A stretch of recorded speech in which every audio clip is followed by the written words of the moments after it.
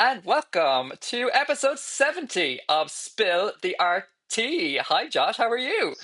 70. Hey, Amos, 70. 70. 70. What, And what we a have made it what a great into number.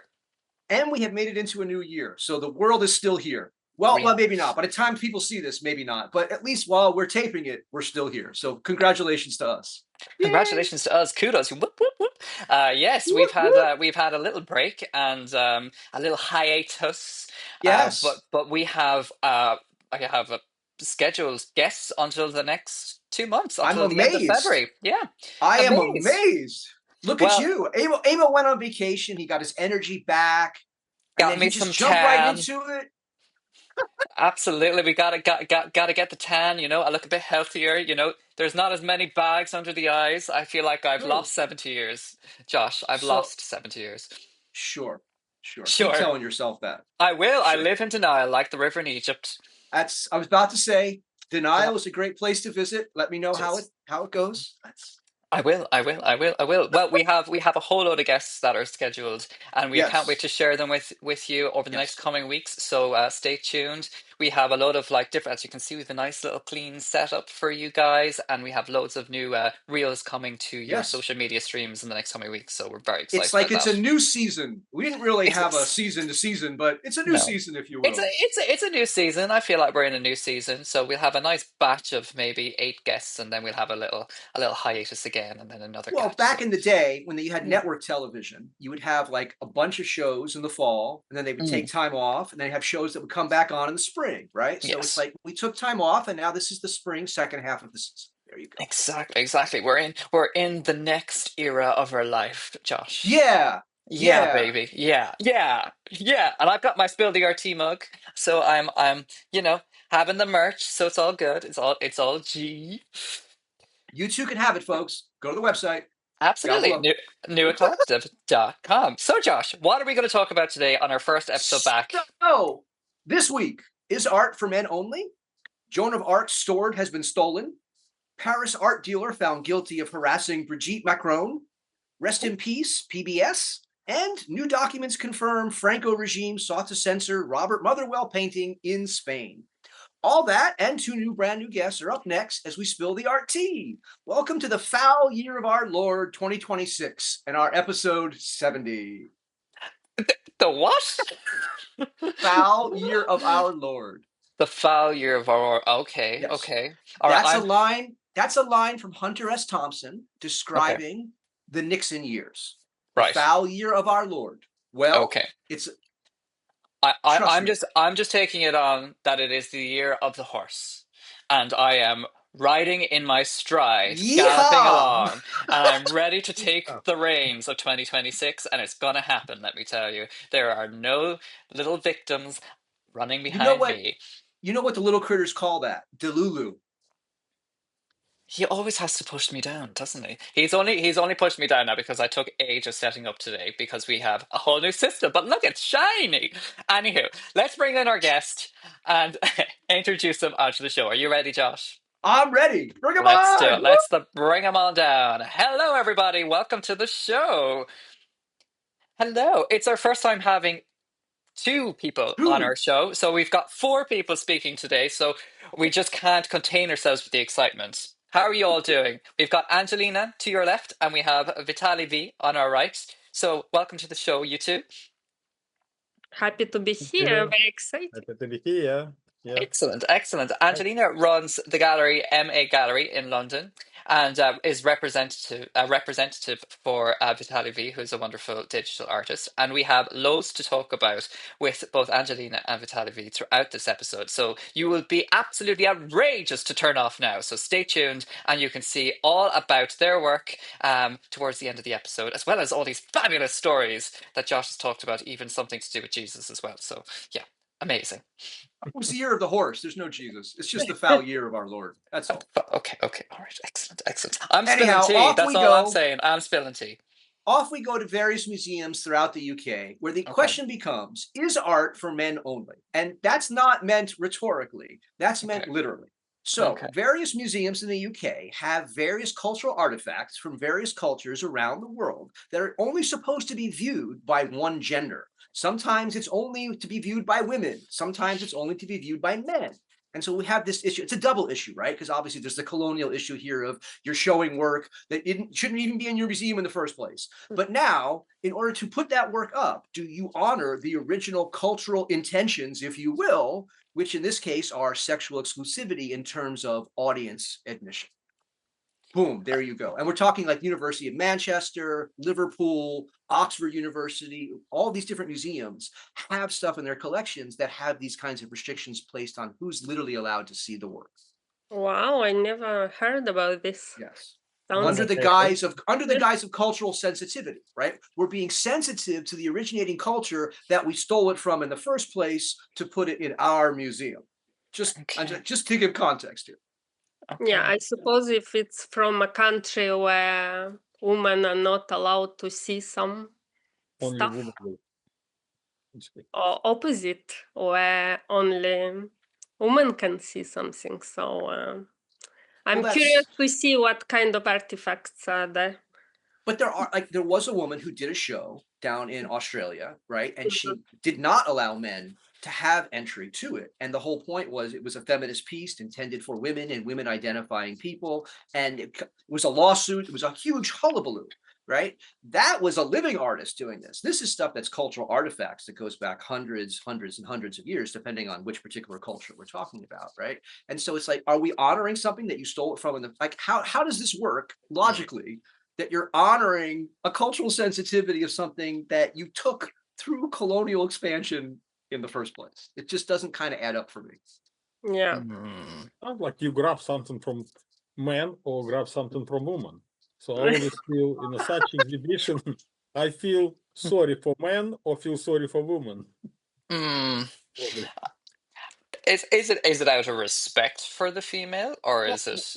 Well, they're claiming it's out of respect for the original culture, right? If the original culture said this object should only be viewed by men, or this object should only be viewed by women, or whatever it might be, right? We're trying to honor that in terms of now who's allowed to see it today. It's not on general display. But the problem with that is it's not in the original context in the first place, is it?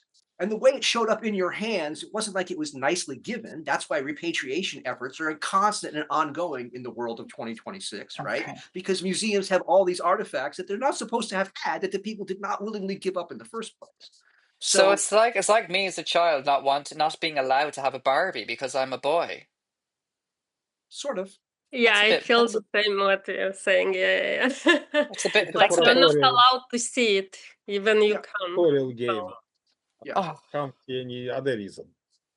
The goal of a Western museum is supposedly the preservation of culture and allowing access it to people who would not normally have access to it, right? And then they always say the reason we don't repatriate stuff is that we're holding on to it because it could be damaged if given back to the originating country because there's war there or something. I'm not saying this is true. This is the logic that's used to explain why stuff doesn't get returned, right? So, okay, you're protecting it. But if you're protecting it and honoring sensitivities that are, right, anti-woman or anti-man, depending on the situation, what is it that you're actually preserving?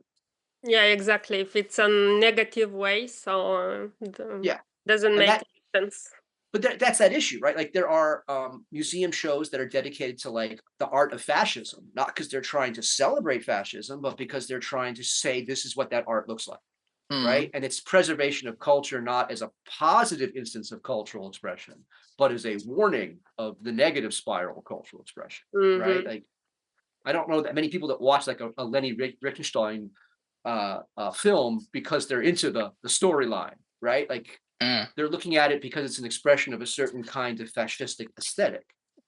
It's almost like it's almost like Heated Rivals, which is just out recently. It's like, I'm not watching it for the sport. Let's call a spade here. You know, we're looking at it at some other subject matter. And also it's a bit now like if we want to go back to history, you know, why would they put like, you know, a little cloak, a shroud or whatever we have, just a little bit of material over the Jesus, little bits and pieces. You know, you don't want to be putting that out there into the world either. Okay. Sure. Okay. Yeah. A bit random. No. Okay. Tea spilt. Excellent. Brilliant. Moving on. Running with that. So literally running with that. You're in Paris. There's a Wait. statue of Joan of Arc in Paris. Okay. Right? You decide, you know what? I'm going to hop on the horse, shake the horse, and then grab the sword, shatter it in pieces, and run off. This is what actually happened. And it was all caught on tape. That's the thing. Oh. He's already been apprehended. He was literally apprehended like an hour after doing it. So it was just. Good idea. You'll see that there's a certain kind of commonality of theme, and not on purpose. It was just these are the stories that I came across over and over again, right? So here we have this weird way of preserving culture that excludes people. Here we have public art that apparently no one's allowed to have, so let me shatter it for you, baby. Just bizarre.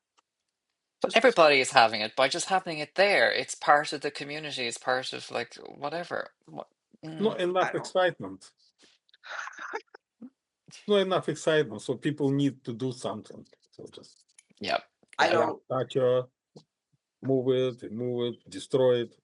Well, probably not the best way to do it, but people do. Is it connected of year of the horse? So yes, I think it was just more the year of the asshole. Like this person had no reason to do it. The year of the ass. Come on now, Josh. That would have been better if you said the year of the ass. Sure. Because you donkey in it. Yeah, the horse. I do public art, right? Yes. I grew up doing murals, doing throw ups. You expect people to tag over you. You expect people to repurpose. You expect stuff to disappear. But this is something like is in Paris, right? It's been there for hundreds of years. This is not like a recent statue by any means. This is the French who are always so preservative of their culture, right? And yet, poof, done. And art is supposed to educate people, so maybe we need more art then. Oh, I don't know. To me, it was on camera, so like it's just like kind of like what happened with the Louvre. Like there's a pretense of protection of art, but when it comes down to it, it's basically open to anyone who decides, you know what, I want to piss on this. Here I go. Oh dear. Well, Joan of Arc isn't holding on to any reins anymore, is he? Anti-feminist guy maybe did. I don't think it was I don't think, from what it was described as, I don't think it was a political. It was just more, like I say, just an asshole wantonly destroying things. Yeah, that does. As Vitali said, like, I'm bored. What can I do? Well, maybe you should make art instead of destroying somebody else's. That'd be my first suggestion. But could do some kind of kinetic art, so it's movable. You can try to disrupt it, make strong enough, and to bring people to please welcome, destroy my art if you like it. Yeah, exactly. I don't know what to tell you. Sounds like a great idea. I think we should have an exhibition of art that can be destroyed and then remade. We should do that. Let's do it. Let's make it happen. Let's do it. Yeah, it's on the list. On the list of to-do things for our New Year's resolutions. Well, we have a show that we're planning for London, right? For later on in 2026. That's going to be an experience. Perhaps one of those experiences will be come and destroy some art. And then make new art. I'm here for that. Don't they? Who does that? Where they they repair broken cups or something? It's the Japanese that they have. What's that called? That process? I forget the particular name for it, but the whole good. point is they kind of to rebuild everybody. Yeah. Yeah, you use gold and silver, and that like makes it more valuable, and it shows off. It's like the scar. You say you tried to do it? Never work. No. No. Look at my hands. For some reason, it's too precise. It's too precise. Yeah. Yeah. Well, we like to get messy. Well, I think the goal there is to try to remake it so it looks like perfect, right? Or yes. As close to the original as possible. I would be more interested in I would smash different things and put it together in different ways. I would make more of a weird kind of mashup, not so that it would, by intention, it wouldn't go back to the pieces. Humpty Dumpty is broken. I'm not trying to make Humpty Dumpty again. No. I want to see what Humpty Dumpty is managing to make after he got broken. That's very progressive of you, Josh. I'm a progressive breaker, baby. Yeah, absolutely. A progressive breaker. Josh, the progressive breaker. Love it. So, moving swiftly. But staying in France, I'm not picking on France. It's just the way this is. So I don't know how, you all may not be aware of this. The right wing around the world, they have all kinds of weird conspiracies, right? So there's this one weird conspiracy that prominent females that are out there in the world aren't actually female at all, are in fact transgender men. I don't understand why this even matters, but apparently one of the people they have targeted with this, to the point of that it ended up as a lawsuit, is Brigitte Macron. And she ended up winning this lawsuit against more than a dozen people, including this very prominent art dealer in Paris. That's the face. This is the face of what the far right looks like. I don't even, like I said, I don't understand the logic of any of this. I deal in real world. I like red is red, green is green. I know when to cross the street. These people are in La La Land. How someone who has children is supposedly, and even if she were, like, who cares? That's a whole other issue. But it's just like objectively false, right? Like, don't believe your lying eyes, because we believe that you're not who you are. Like, that poor chap, he looks as tired as I did now before the last series of Spill the RT. He looks a bit shook, bless him. Look at the stupidity he's been promulgating. Like, this is the kind of person who should be, don't put them in jail. Too much wine in France. Allow us to publicly smack these people. Like, if 1,000 people came up and smacked them on the face, I bet that's the end of that little troll. Somebody smarts them on your behalf. New performance. That's 100%. Let's not sit in silence across the table from each other. No, let's have you tied up while we each come over and bam. That's for Macron. Bam, that's for the next. Let's deal with things in a political way with, legal restrictions that are, properly done above the table. And no, this is the far right. That's not how that works. Josh is into flagellating now. Josh believes the only way that you survive in this world is making the people who want to remove you very well aware that you're happy to remove them instead. And that's how you create space for yourself. Lots of little new job roles onto your business card in 2026, Josh. Like I said, Josh grew up very poor. And the reason that Josh is still here is Josh knows very how. If you elbow me, I don't elbow you back. I'll punch you back. And that's why people don't elbow me. And if artists spent their time sending that message to the world, artists would have a lot more respect in this world. I'll tell you that. Oh dear. Watch this space, guys. Art used to be dangerous because artists used to be dangerous. Thank goodness there's an ocean between us. Thank goodness there's an ocean between us. People did not know what artists were going to do. And that's when art was dangerous. And that's when artists were dangerous. And people feared artists for that reason. And we'll get to that because that's actually one of the last stories we're talking about today. How much people used to fear artists. A nice little connection points. Excellent. Boom. That. See that? I planned this shit, baby. I planned this. I would just like to ask, just at this point in the podcast episode, Angelina and VitaliV, are you okay? Is everything all right? He's very aggressive today. No, I think it's all for this new exhibition coming of destroying stuff. Okay. So it's all connected. We need to do a fundraiser to get Josh to come over, to come to London. Yes. We'll get a fundraiser going, Josh, to get you plane tickets to come to London. Believe me, I am happy to leave this country if I could. Trust me. On to our next story we go. We have another one. Well, so you all are based in Europe, so you may or not know what public broadcasting station was, PBS. When I was a kid, right, we had 4 commercial stations on television, and then there was a 5th nonprofit station that was called PBS. That's where Sesame Street started. That's where the Muppets started. That's where Electric Company, like all these things that were about gaining access to education, to knowledge, regardless of who you were, right? It was available on everybody's television. It was free. It was nonprofit. It was paid for by the government. Well, PBS was just shut down. Oh, after Sesame Street. Yeah, Sesame Street. I remember this. Yes. See, PBS, they'd used to broadcast all of the so like in other parts of my business with singers and such, they used to do these big broadcasted shows of like big like Celtic shows and such because they have a massive audience for that. But I can't believe it. And is Sesame Street moving to a different network or? So Sesame Street, PBS had its fund asking for a friend. In the U.S., anything that's government funded depends on who's in office, right? As the winds change, the amount of money that's available to fund certain things comes and goes. So PBS long ago, Sesame Street now is actually, I think, on Netflix. Like this stuff has been shifted to for-profit some time ago because the funding was simply not there. But PBS at least could be counted on to still have a certain amount of like actual information-based shows in the reality world that would be available to anybody. You didn't have to have a cable subscription. Any television that still had a tuner, you could still pick up PBS locally around you. It was there. Now it's gone because access to things that you don't pay for is a bad thing. Access to things that let you see the world in the way we don't want you to see it, that's a bad, bad thing. Like I said, I'd be happy to go to Europe. I'd be happy to. He loves a bit of censorship, or Josh. Same. Will belong to 5 or 6 companies, so nothing you can do. I know. Well, what you can do is try to find ways to work around it all together.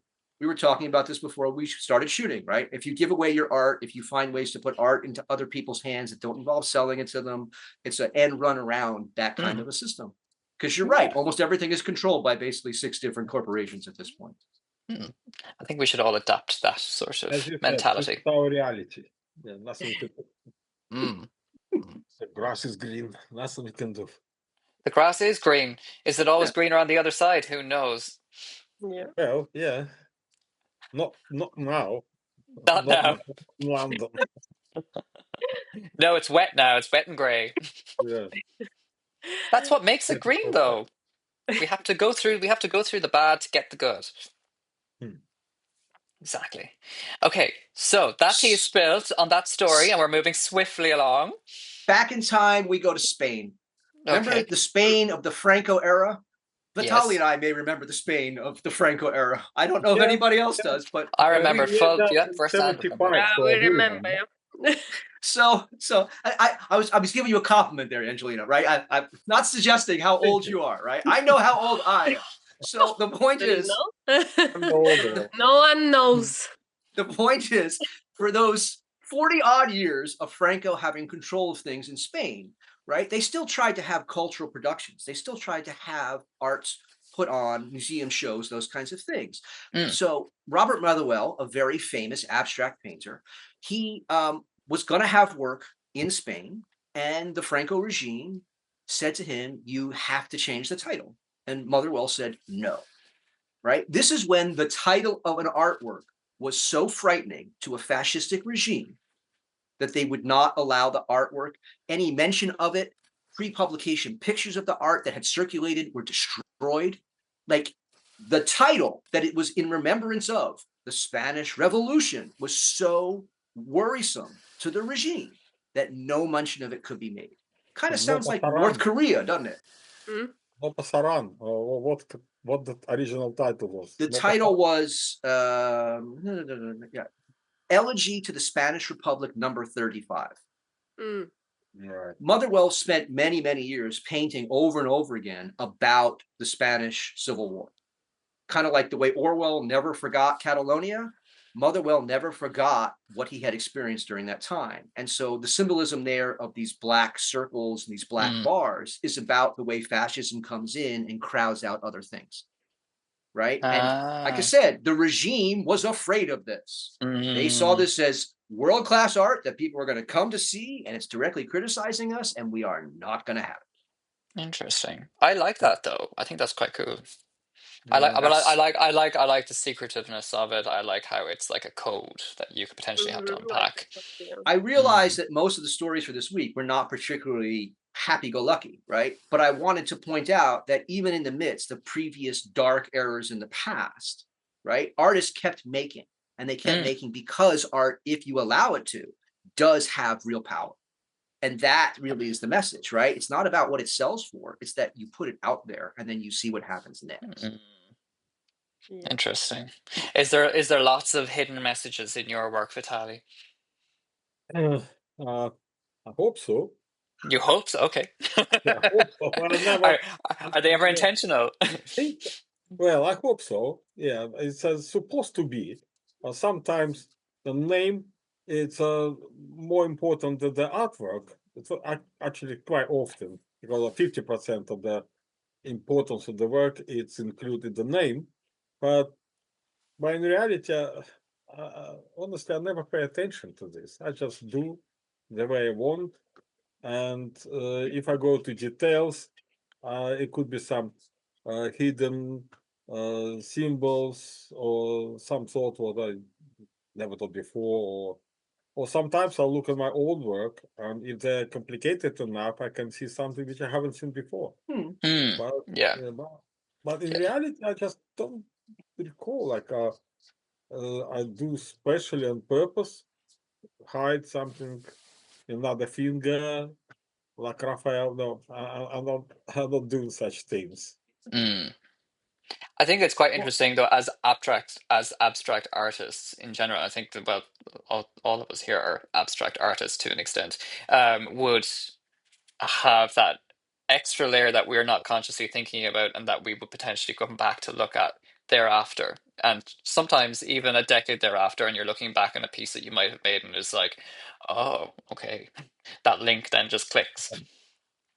Yeah, but I think explicitly political art has to function a little differently, right? Everything with political art has to dovetail into what the political message is. Sure. And I'm not saying that has to, I'm not saying people have to make political art, right? I'm saying that when political art is effective, it's because the various layers and elements that go into the work are working to create a kind of synergy between them, between the title and the imagery and the context, right? Those things are there because the art is about making a point, not just existing. And personally, that's why I try to avoid political art unless I actually have something that I'm really pissed about, because I just like to make. I don't want to worry about what the reception is going to be. I don't want to worry about, like, does the title have to have a meaning to it that connects to it? I just want to be able to make the work. Yeah. They're different. They're different modes. Completely. Yeah, no, and I appreciate that. I think, but in addition to it, I feel like there are people who potentially are making political art that have a specific mode of working that will still look back on the work that they've made and still see that something wasn't as intentional as what they made happen because of whatever approach they took to it. Well, I mean, isn't that why they tell us to paint loose? Because if you try to paint tight, it ain't going to come out the way you want anyway. True. Yeah, that makes sense. I have some work. Somebody may call it political, but I call it like disturbing dreams, like such kind of things. Yeah. Which is about war. So well, yes, sometimes just making the work itself is a political act. Don't get me wrong. I'm talking about stuff that's like deliberately agitprop, right? That's deliberately trying to be provocative and provoke a particular kind of reaction. All right, like Pussy Riot does not do things that are not political. It's impossible for them to. They can't create work that, because of the context in which it exists. The minute they label it as a Pussy Riot work, even if it's not political, guess what? It's still political, right? Yeah. Because of all that context. So I think it just depends on, like, again, it goes back to what your practice is and what you're trying to do. The everyday move is a provocation.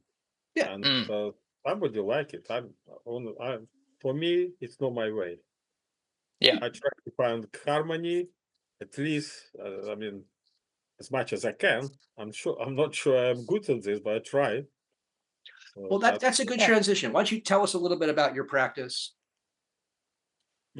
Practice as artist or practice as a who? I think well, let's look at this first piece that we have here that's from you, which is a sculpture piece, and it just shows the kind of the various different types of media that you work in. If you want to, like, maybe talk about this artwork. Since I study in Academy of Art in St. Petersburg as a sculptor, so I can't avoid to do sculpture. I have to do sculpture, and I always wanted to do sculpture. Just wait for the time when I could do it. And this is stainless steel, painted with the auto paint, basically, stay forever. And it's so I thought that the color painting, it's supposed to be everywhere. For some reason, in Europe, not many of them. It's not many of them. It's maybe few public places had them, but in reality, it's not many like colorful sculpture. I thought it would be nice to have add some color, and it's help. This is like this is called Tarantella. I live in. I have a little house in Italy, so they always dancing. It's a fantastic place, like about 1,000 people, somewhere in the mountain, and I lived there for 8 years. And yeah, I decided to make something which remind me of how people time. And where is that? Where is that installed? It's it's called Abruzzo. This is a province, the province in Italy. Fantastic. That very like dynamic landscape, like grass, and suddenly a huge rock, and it's I mean, you see the nature it done complete. They nature have a rest with Abruzzo, because they built a lot of the God built a lot of nice place somewhere in the Toscana, and Abruzzo he just leave it as is, and it's fantastic. It looks like a nightmare in the nature. It's a stones, rocks, river. I mean everything possible. Fantastic place. Oh, cool. I'm sure there are plenty of such places in the world, but I like Italia. But this is the one you like. Yeah. Well, yeah. What I love about this is because of what you're describing and how there is such little kind of color sculptures in this area, just kind of to show, because you've used such bold colors. And in fact, I actually thought it was wooden initially when I saw the imagery of it, and to kind of have that the fact that it's steel, which is such a hard material to use, and make it look that soft and inviting is really gorgeous. So I really like that kind of change of perspective because of the materials that you use and because of the colorings that you've used to really highlight it. I think that's really cool. We have another piece. We have another some other work for you. This is a digital artwork. Yeah, I mean, for me, digital art, I can't see any different from if I would use a brush. There's a big difference. Basically, I developed a style. This style I call schematism. And because every artist, when he try to do something, they go through the stage when you do schema of your future work. Yeah. So I thought, why not to take this process as a process as an art itself, and so I developed this style. It's not many law, but it's a 3 elements: circle, line, and angle 45 degree. I've found these lines or symbols in motherboard, so I try to make everything like a motherboard. Cool. Yeah. Excellent. And just for those who are listening who aren't painters, one of the things that we do is we set rules for ourselves, and the whole point of the piece is to use those rules consistently throughout the piece and then see what develops. And so that's why you're saying you set these 3 rules and then we see what comes. And I wouldn't say modify, but there are some famous Russian woman artists, Natalia Goncharova. So I really love her piece at the beginning of the century, not 20th, 30th. So I try memorate as a homage to Goncharova, this work. What were you going to say, Angelina? I was going to add that it's interesting that Vitali could copy Mona Lisa at the beginning of his career and moving to digital. And what is interesting that people didn't accept it at the beginning of his career 40 years ago, that digital art is an art. But now when digital is recognized, they think he uses AI. But he uses computer like a tool, so he uses. See, this is going to be a continual problem, I think, when we're going forward and making digital art. But I think it's, I suppose, highlighting your process and figuring out like what it is that you're presenting it and how you're presenting it is probably how we're going to try and overcome that. Or there are other artists, and we've spoken about this quite consistently on the podcast, about how artists are using AI as part of their practice and how they're integrating it within it. So it's like, we're trying to find what is it that you do as an individual artist. I wish I know how to use AI, but I don't. Yeah. Well, I was just thinking, I know, I can tell when something has been AI assisted versus when it's been done by a human using like you said, digital painting instead. Yeah. Right? What makes artwork from a human perspective is what we call digitally the glitch. Yeah. Right? In terms of painting, it's the painterliness, the hand of the painter, right? We don't look for perfection. It's the imperfection that allows for the shadow, the reinterpretation, the unexpected thing, right? And so looking at this, I never would have said that this is AI created. No. As a fellow painter, I'm interested in how much the tool limits your ability to make what's in your head translate onto the canvas, right? To me, that's the issue with digital. Not that it's bad or good. I think I can see how people might interpret it as it potentially have become come from an AI generated image, in that like it has those really clean edges and it looks very polished. And AI is becoming more and more intelligent now, that unfortunately it's going to become more difficult to decipher. But I feel that like what's present here is like what I really like about it is you're really playing the mechanical game. It's kind of like that you're talking about the motherboard, you're talking about the setup of a still life, and then you're also talking about how something could be so geometric. And I kind of like how they all melt together, and you've got the multiple different disciplines and the multiple different technologies together, which is quite cool. How long it takes, Vitali, to... I mean, it always depends. I mean, this work probably took me, I don't know, 5-6 months, because it's you just use other work, you use motherboard, you use all this inspirational, but you never know how long would it take. But some of the work I could do in a week or less. So that. Yeah, I mean, I was just thinking of David Hockney has done a whole series of digital pieces of his dogs, and he does those very quickly. It just depends on like, because you can, again, it's like the tools I think have gotten better so that you have more control as a maker in terms of how you want that aesthetic to appear. Back in the day when I would try to do work with like MS Paint, like it was very, this is not a good tool to create truly useful artworks, in my opinion. I tried, but it just was never going to be to the level of look at how granular this detail is today, right? It just, the tools have absolutely changed for sure. But in 1995 or 96, I bought one of the first Apple laptop, small one, and we bought probably 10-15 battery because it lasts only for, I don't know, 10 minutes. And we went to park to make a landscape, and because a little ball in the middle, so you have to move this ball, and you can't get straight line. So all lines are like this one, and it's almost impossible. It was chaos. I still keep this work. It was nice experience.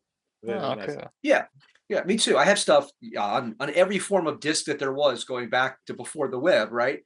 But I look at that stuff now and it just reminds me of like when I was learning to paint compared to what I would do today. It's just a very different world. We have this piece now as well, which is even more intricate. Do you want to talk to us a little bit about this piece, Vitali? Yeah, it's called I made 4 pieces, I think 4 or 5.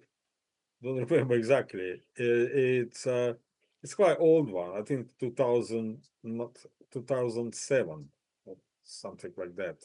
And it's Cirque du Soleil. It's I made it. It's about Cirque du Soleil, and a friend of mine used to work over there, and he told me about this. So I decided to have a look, and I really like it. And one of the songs from Cirque du Soleil just come your head, and you can't take them out. It's for months. You just got this some music and some words, and I mean it's very sticky music. It's very sticky performance, and unbelievable nice. So I tried to make this work to make more sticky, probably in my mind. It's it's many layers. It's 4-5 months work, and it's I just play with the different filter, Photoshop, Corel Draw, Painter.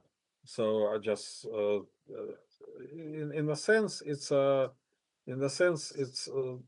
try to understand all the software, because it's a lot of tools in my hands, and I try to use them. And it's so this you can't.